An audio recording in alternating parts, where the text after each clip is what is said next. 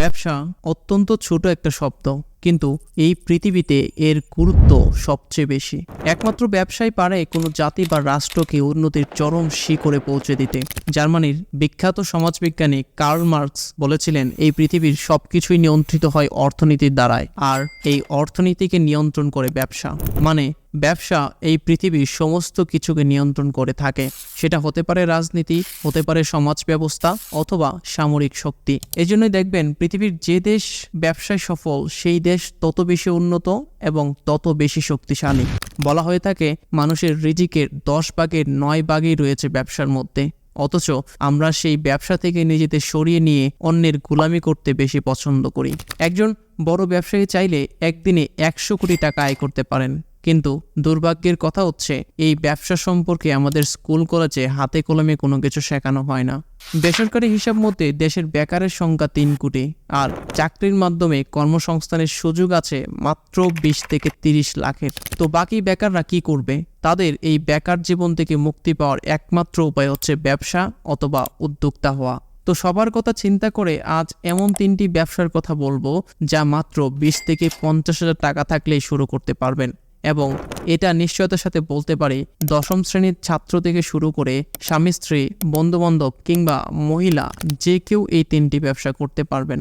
এই 3টি ব্যবসার লাভের পরিমাণ অনেক বেশি এবং লস হওয়ার সম্ভাবনা সবচেয়ে কম। যে কোনো ব্যক্তি তার যে কোনো অবস্থান থেকেই এই 3টি ব্যবসা শুরু করতে পারবে। তো মূল টপিকে যাওয়ার আগে 2টা বিষয় আপনাদের বলে নেওয়া উচিত বলে আমি মনে করছি। সেটা হচ্ছে, বর্তমানে এই সময়ে 2024 সালে এসে যদি আপনি ব্যবসা করতে চান, তাহলে আপনাকে ব্যবসার সার্বিক গতিবিধি সম্পর্কে একটু জানতে হবে। আজ থেকে 50-100 বছর আগের ব্যবসা আর বর্তমানে ব্যবসার মধ্যে আকাশ পাতাল তফাৎ রয়েছে। তাই আমি আমার প্রত্যেকটা ভিডিওতেই বলে থাকি, যদি ব্যবসা করতে চান তাহলে আপনাকে বর্তমান সময়ের বাস্তব পরিস্থিতি এবং বহির্বিশ্বের অনেক কিছু সম্পর্কে জানতে হবে। যেমন ধরুন, আজ থেকে 2 বছর আগেও $1 সমান ছিল 86 টাকা, বর্তমানে $1 সমান 117 টাকা। আমরা যদি আরেকটু পেছনে যাই, 1972 সালে $1 সমান ছিল 7 টাকা 70 পয়সা। তার মানে যত দিন যাবে ডলারের দাম তত বাড়বে। এখন বাংলাদেশের যে পণ্যগুলো বাহির থেকে ডলার দিয়ে কিনে আনতে হয়, সেই পণ্যগুলোর দাম সারা বছরই বেশি থাকে। সেজন্যই দেখবেন ডলারের দাম বৃদ্ধির সাথে সাথে বাংলাদেশে পেট্রোলের দাম বৃদ্ধি পায়। এর কারণ হচ্ছে বাংলাদেশের চাহিদার তুলনায় তেমন পেট্রোল নেই, যার জন্য বেশিরভাগ পেট্রোল বাহির থেকে আমদানি করতে হয়। তেমনি একটি প্রোডাক্ট হচ্ছে মাশরুম, যেটা চাহিদা বাংলাদেশে দিনের পর দিন বাড়ছে, কিন্তু সেই তুলনায় বাংলাদেশে মাশরুম উৎপাদন অনেক কম। গ্লোবাল রিপোর্ট অনুসারে বাংলাদেশ প্রতি বছরে প্রায় 300 কোটি টাকার বেশি মাশরুম বিদেশ থেকে আমদানি করে। অন্যদিকে বাংলাদেশের বাজার ব্যবস্থার রিপোর্ট বলছে, যে হারে দেশের রেস্টুরেন্ট বাড়ছে এবং রেস্টুরেন্টের খাবারের চাহিদা বাড়ছে, সেই মোতাবেক 2030 সাল নাগাদ বাংলাদেশে 1500 থেকে 2000 কোটি টাকার মাশরুমের বাজার তৈরি হবে। একটু খেয়াল করলে দেখবেন বর্তমানে রেস্টুরেন্টে মোটামুটিভাবে সব খাবারেই মাশরুম ব্যবহার করা হয়। বর্তমানে বাংলাদেশের মাশরুমের বাজার 800 কোটি টাকার উপরে। এখন যদি বাংলাদেশে মাশরুম উৎপাদন আরও বৃদ্ধি করা যায়, তাহলে যারা বিদেশ থেকে ডলারের মাধ্যমে মাশরুম আমদানি করে তারা সেটা বন্ধ করে দেবে। যেমন একসময় বাংলাদেশের ড্রাগন ফলের দাম ছিল অনেক বেশি, কারণ তখন পুরোটাই বিদেশ থেকে কিনে আনতে হতো। কিন্তু বর্তমানে ড্রাগন ফল বাংলাদেশে উৎপাদন হওয়ার কারণে এর দাম হাতের নাগালে চলে এসেছে। তো এই সুযোগটা যারা উদ্যোক্তা হতে চাচ্ছেন বা ব্যবসা করবেন বলে ভাবছেন, তারা কাজে লাগাতে পারেন। আপনারা বললে হয়তো বিশ্বাস করবেন না, 10ম শ্রেণীর একজন ছাত্র ইউটিউব দেখে তার মায়ের কাছ থেকে মাত্র 300 টাকা নিয়ে মাশরুম চাষ শুরু করে। বর্তমানে তার মাসিক আয় 20 থেকে 30 হাজার টাকা। অন্যদিকে মাগুরার বাবুল আক্তার মাশরুম চাষ করে 18 কোটি টাকার মালিক। এছাড়াও মাত্র 10,000 টাকার পুঁজি নিয়ে দিনাজপুরের স্বামী স্ত্রী দম্পতি মাশরুম চাষ শুরু করেছিল। বর্তমানে তাদের আয় প্রতি মাসে লাখ টাকার উপরে। তো অনেক সময় দেখা যায় এক পরিবারে 2-3 জন ছেলে মেয়ে বাসায় বসে থাকে, কোনো প্রকার চাকরি করে না। তাদের জন্য এই মাশরুম চাষ সবচেয়ে উত্তম একটি ব্যবসা হতে পারে। রাজশাহীর 2 ননদ ভাবি শখের বসে মাশরুম চাষ শুরু করে। বর্তমানে তাদের মাসিক আয় 90,000 টাকার উপরে। তাদের দুজনের স্বামী বিদেশ থাকেন, একা একা বাসায় সময় কাটে না। সেই চিন্তা থেকেই ইউটিউব থেকে মাশরুম চাষ শিখে শুরু করেন।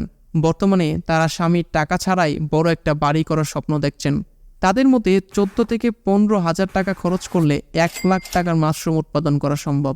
এই মাশরুম চাষে কোনো প্রকার লস নেই। আপনি 0% লস হওয়ার সম্ভাবনা নিয়ে এই মাশরুম চাষ শুরু করতে পারেন। এর উৎপাদন খরচ খুবই কম, শুধুমাত্র মাশরুমের স্পুন কিনে আনতে হয় এবং হালকা পরিচর্যা ছাড়া আর কোনো খরচ নেই। প্রতি কেজি মাশরুম চাষ করতে খরচ হয় 40 থেকে 80 টাকা, আর বর্তমানে ভালো মানের মাশরুম 800 থেকে 1600 টাকার কেজিতে বিক্রি হচ্ছে। তবে অ্যাভারেজ মানের মাশরুমগুলো 350 থেকে 750 টাকা পর্যন্ত বিক্রি হয়। এখন মাশরুম চাষ করতে গেলে আপনার কি কি লাগতে পারে সেই সম্পর্কে বলি।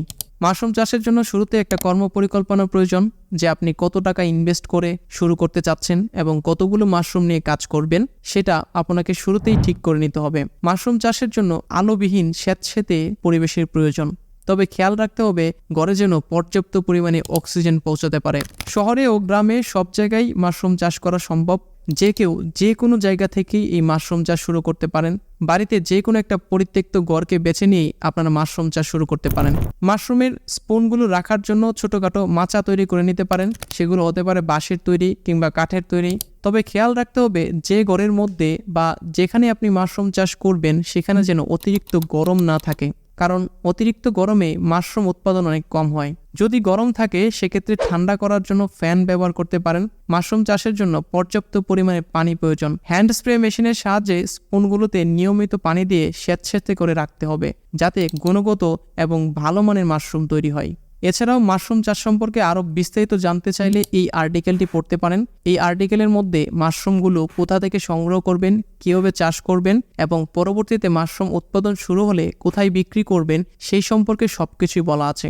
আর্টিকেলটি এই ভিডিওর ডেসক্রিপশন বক্সে দিয়ে দেব, সেখান থেকে দেখে নেবেন। আমি আশা করছি বেকার ছেলেদের দুঃখ ঘুচাবে এই মাশরুম চাষের মাধ্যমে। তো এটা ছিল বর্তমান সময়ের আমার দৃষ্টিতে 50,000 টাকা দিয়ে শুরু করা সবচেয়ে লাভজনক একটি ব্যবসা। দ্বিতীয় লাভজনক ব্যবসাটি বলার আগে প্রথম আলোর একটা আর্টিকেল দেখুন। আর্টিকেলটিতে বলা হয়েছে 70,000 টাকায় শুরু করা মঞ্জুরুলের ব্যবসা এখন কোটি টাকার উপরে মূলধন। আর্টিকেলটা পড়ে আমি একটু অবাকই হই। আর্টিকেলের ভিতরে গিয়ে দেখলাম রংপুরের সাধারণ একজন ছেলে শুধুমাত্র একটা সঠিক উদ্যোগের কারণে আজ সে সফল উদ্যোক্তা এবং কোটি টাকার মালিক। মঞ্জুরুল কী কাজ করছে এবং কিভাবে করছে সেটা বলছি, তার আগে প্রথম আলোর আরেকটা রিপোর্ট দেখাই। প্রথম আলোর মতে 2011-12 অর্থ বছরে বাংলাদেশ 97 কোটি মার্কিন ডলার বৈদেশিক মুদ্রা আয় করেছে পাট জাতীয় পণ্য রপ্তানির মাধ্যমে, এবং গত 2022-23 অর্থ বছরে বাংলাদেশে প্রায় 91 কোটি মার্কিন ডলার আয় করেছে এই পাট জাতীয় পণ্য থেকে। তার মধ্যে শুধুমাত্র 11 কোটি মার্কিন ডলার আয় করেছে পাটের বস্তা তৈরি করে। একবার চিন্তা করে দেখুন, বাংলাদেশের তৈরি করা সাধারণ পাটের বস্তা রপ্তানি করে 11 কোটি মার্কিন ডলার আয় করা হচ্ছে, যা বাংলাদেশি মূল্য 12,900 কোটি টাকার সমান। প্রথম আলোর আরেকটা রিপোর্টে বলা হয় এই পাট জাতীয় পণ্য রপ্তানি করে বাংলাদেশ বৈদেশিক মার্কেট থেকে 500 কোটি মার্কিন ডলার আয় করা সম্ভব, যে টাকা দিয়ে বাংলাদেশের লক্ষ লক্ষ যুবক স্বাবলম্বী হতে পারবে। এখন এখানে সমস্যাটা হচ্ছে বাংলাদেশে পর্যাপ্ত পরিমাণের ভালো শিক্ষিত যুবকদের উদ্যোগ নেই। তারা এইসব কাজের থেকে চাকরিটাকেই বেশি প্রাধান্য দিচ্ছে। শিক্ষিত যুব সমাজ বর্তমানে এই পাটের তৈরি পণ্যে এগিয়ে আসলে এই শিল্প অনেক দূরে এগিয়ে যাবে। এই শিল্পের বিকাশের জন্য বেশি শিক্ষার প্রয়োজন নেই, শুধু প্রয়োজন উপযুক্ত প্রশিক্ষণ এবং উদ্যোগী হওয়া, যেমনটা করে দেখিয়েছেন রংপুরের মঞ্জুরুল ইসলাম। তিনি মূলত গ্রামের অসহায় গরিব মহিলাদের কাজে লাগিয়েছেন।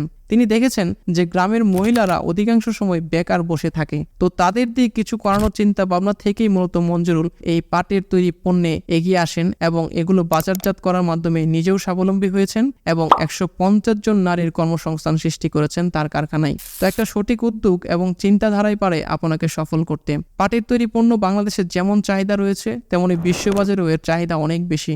যুক্তরাষ্ট্র ও যুক্তরাজ্য সহ ইউরোপের সবগুলো দেশে এই পাটের তৈরি পণ্যের চাহিদা রয়েছে। তাই সঠিক সিদ্ধান্ত নিন, একটা পরিকল্পনা সাজান এবং এগিয়ে আসুন দেশ ও নিজেকে স্বাবলম্বী করার প্রতিযোগিতায়। শুধুমাত্র সরকার এবং নিজের ভাগ্যকে দোষ দিয়ে লাভ নেই, নিজের চেষ্টা এবং পরিশ্রম দিয়ে কিছু করে সবাইকে দেখিয়ে দেন। তো কিভাবে পাটজাত পণ্য নিয়ে কাজ করবেন সেই সম্পর্কে বড় একটা ভিডিও রয়েছে, আমি সেটা ডেসক্রিপশন বক্সে দিয়ে দেব, সেখান থেকে দেখে কাজটা শুরু করতে পারবেন। তৃতীয় সবচেয়ে লাভজনক ব্যবসাটি বলার আগে আপনারা বলতে পারবেন যে আমরা সাধারণত যে জুতা ব্যবহার করি সেই জুতাগুলোর উৎপাদন খরচ কত? এই ধরনের একটা জুতা উৎপাদন করতে কারখানার খরচ হয় 25 থেকে 30 টাকা, অথচ এই জুতাগুলো আমরা খুচরা বাজারে 120 টাকা থেকে 150 টাকায় কিনে থাকি। এখানে লাভের পরিমাণ অনেক বেশি। অনেক খুচরা বিক্রেতা কারখানা থেকে এই ধরনের জুতা 30 থেকে 50 টাকা দরে কিনে নিয়ে সেগুলো খুচরা বাজারে 120 টাকা থেকে 150 টাকায় বিক্রি করে। ঢাকা পোস্টের একটি আর্টিকেলে বলা হয় 20 টাকার বেতনে চাকরি করে বর্তমানে রাসেলের মাসিক আয় 3 লাখ টাকা। পোস্টটিতে বলা হয় রাসেলের বাবা মারা যায় 14 বছর বয়সে। এরপর সে মায়ের স্বপ্ন পূরণ করার জন্য অল্প কিছু টাকার পুঁজি দিয়ে তার জুতার কারখানার ব্যবসা শুরু করেন।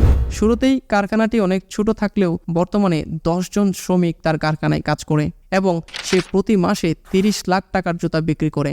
সব খরচ বাদ দিয়ে তার প্রতি মাসে 3 থেকে 4 লাখ টাকা আয় হয়।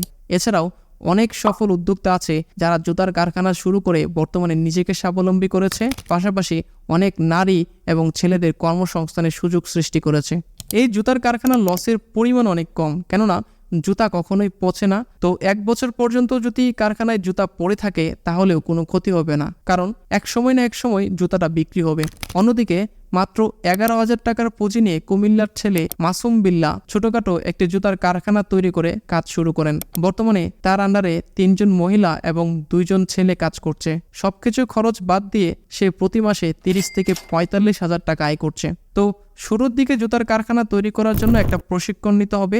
আপনি যে কোনো জেলা থেকেই প্রশিক্ষণ নিতে পারবেন, প্রত্যেক জেলাতেই প্রশিক্ষণের সুযোগ রয়েছে। এছাড়াও চাইলে আপনি এই ছেলেটার কাছ থেকেও প্রশিক্ষণ নিয়ে কাজটা শুরু করতে পারেন।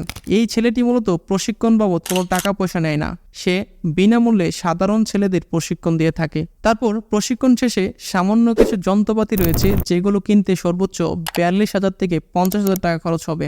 এই ছেলেটির নাম্বার এবং ঠিকানা আমি ডেসক্রিপশন বক্সে দিয়ে দিব, আপনারা সেখান থেকে দেখে তার সাথে যোগাযোগ করার মাধ্যমে এই জুতার কারখানার ব্যবসাটি চালু করতে পারেন।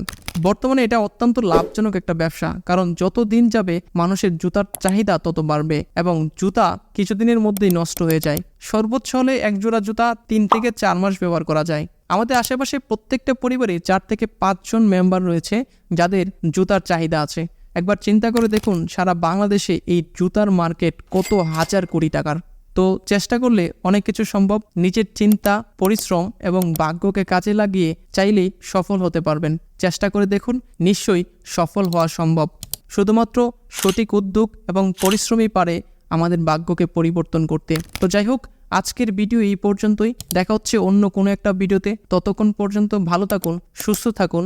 আর ভিডিওটি ভালো লাগলে ভিডিওতে একটা লাইক দিন এবং আমাদের চ্যানেলটা সাবস্ক্রাইব করে আমাদের পাশেই থাকুন। দেখা হচ্ছে অন্য কোনো নতুন একটা ভিডিওতে।